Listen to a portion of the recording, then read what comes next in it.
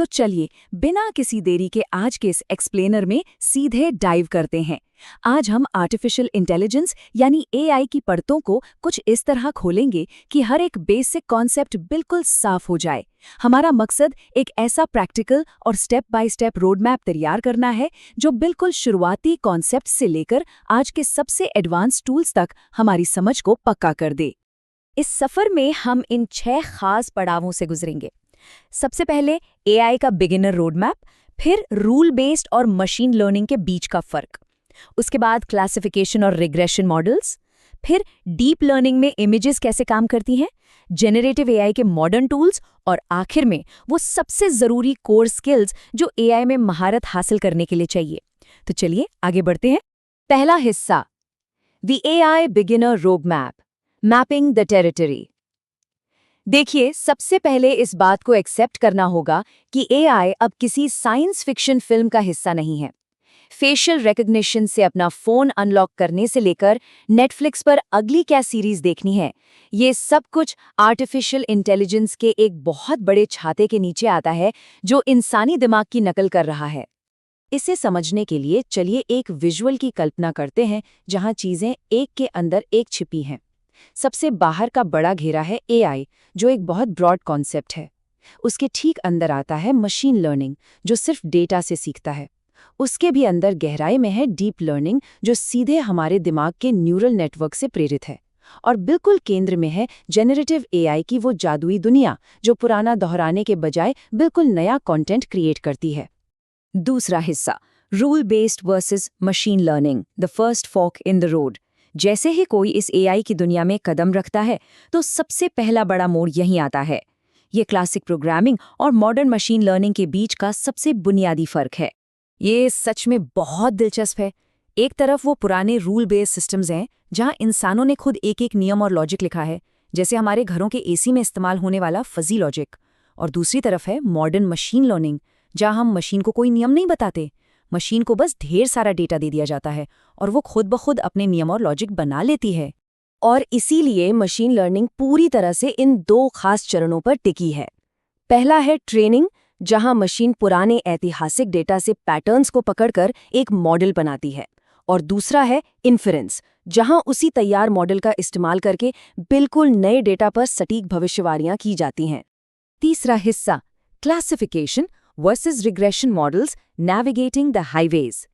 Supervised learning के इस इलाके में थोड़ा और अंदर जाने पर हमें पता चलता है कि ये मॉडल्स मुख्य रूप से 2 बिल्कुल अलग तरह की समस्याओं को सुलझाते हैं। अगर हम इन दोनों को आमने सामने रखें तो बात एकदम क्लियर हो जाती है।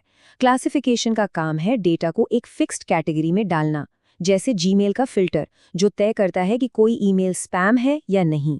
इसके उलट रिग्रेशन का काम है एक न्यूमेरिकल वैल्यू का अनुमान लगाना, जैसे ऊबर या ज़ोमैटो पर हमें जो एस्टिमेटेड टाइम दिखता है कि डिलीवरी 15 मिनट में होगी या 45 मिनट में, वो रिग्रेशन का कमाल है। चौथा हिस्सा, deep learning image patterns, handling unstructured data. जब हम डीप लर्निंग के महानगर में एंटर करते हैं तो हमारा सामना वीडियो और इमेजेस जैसे अनस्ट्रक्चर्ड और बेहद कॉम्प्लेक्स डेटा से होता है। यहाँ स्टैटिस्टिकल मॉडल्स फेल हो जाते हैं। इसे इस तरह समझिए, एक कंप्यूटर हमारी तरह किसी खूबसूरत तस्वीर को नहीं देखता। उसके लिए वो तस्वीर सिर्फ 0 और 1 के नंबर्स की एक बहुत ही सख्त ग्रिड है, एक ऐसी ग्रिड जो पिक्सेल्स को रिप्रेजेंट करती है। न्यूरल नेटवर्क में जाने से पहले हर तस्वीर बस कुछ नंबर्स का जाल होती है। और यहीं से एक बहुत ही डरावना कंप्यूटेशनल दुस्वप्न शुरू होता है। जरा सोचिए, सिर्फ 1000 बाय 1000 पिक्सल की एक नॉर्मल ब्लैक एंड व्हाइट तस्वीर के लिए पूरे 10 लाख इनपुट्स की जरूरत पड़ती है। इसका मतलब है कि सिर्फ एक सिंगल न्यूरॉन को 10 लाख कैलकुलेशन करने पड़ेंगे। ये किसी भी सिस्टम को पूरी तरह से धीमा कर सकता है। इसी भारी भरकम बॉटलनेक को तोड़ने के लिए CNN यानी कन्वोल्यूशनल न्यूरल नेटवर्क्स एंट्री लेते हैं। पूरी इमेज को एक साथ प्रोसेस करने के बजाय ये इमेजेस के छोटे छोटे पैच स्कैन करते हैं और शेप्स या किनारों को पहचानते हैं। इसी टेक्निक की वजह से आज सेल्फ ड्राइविंग कारें और ट्रैफिक कैमरे बिना सिस्टम को क्रैश किए रियल टाइम में चीज़ों को डिटेक्ट कर लेते हैं। पांचवा हिस्सा, generative AI and modern tools, the new frontier. ये सारा बेसिक्स हमें एआई की सबसे नई और एडवांस दुनिया में ले आता है। एक ऐसी दुनिया जहां सिस्टम सिर्फ चीजों का अनुमान नहीं लगा रहे हैं, बल्कि वो पूरी तरह से नए ऑडियो, वीडियो और टेक्स्ट खुद रच रहे हैं। ये हिस्सा हमारी डेली लाइफ से सीधे जुड़ता है। बड़े बड़े लैंग्वेज मॉडल्स और ट्रांसफॉर्मर आर्किटेक्चर अब सिर्फ सीक्वेंशियल डेटा प्रोसेस नहीं करते, वो शब्दों के गहरे कॉन्टेक्स्ट और अर्थ को इंसानों की तरह समझते हैं। और इसी वजह से आज चैटजीपीटी, जेमिनाई या गिटहब कोपायलट जैसे मॉडर्न टूल्स हमारे सवालों के जवाब ऐसे देते हैं जैसे कोई असली इंसान बात कर रहा हो। छठा और आखिरी हिस्सा, core skills to master AI, the travellers toolkit. अब जो भी सिर्फ एक दर्शक बने रहने के बजाय इन मॉडल्स को खुद बनाना चाहता है, उसे सर्वाइव करने के लिए एक मजबूत टूलकिट की जरूरत होगी। अगर कोई सही मायनों में इस रोडमैप पर चलना चाहता है तो ये स्टेप्स बिल्कुल सटीक हैं। शुरुआत पाइथन प्रोग्रामिंग सीखने से करनी चाहिए, उसके बाद जुपिटर नोटबुक को सेटअप करना, फिर डेटा प्रोसेसिंग के लिए पांडास और नंपाई पर पकड़ बनाना, और सबसे आखिर में न्यूरल नेटवर्क तैयार करने के लिए पाइटॉर्च या टेंसरफ्लो की स्टडी करना। बस इन्हीं स्किल्स से कोई भी इंसान खुद के एआई मॉडल्स आसानी से कोड कर सकता है। तो चलिए आज के इस एक्सप्लेनर को एक बहुत ही दिलचस्प और सोचने वाले सवाल के साथ खत्म करते हैं।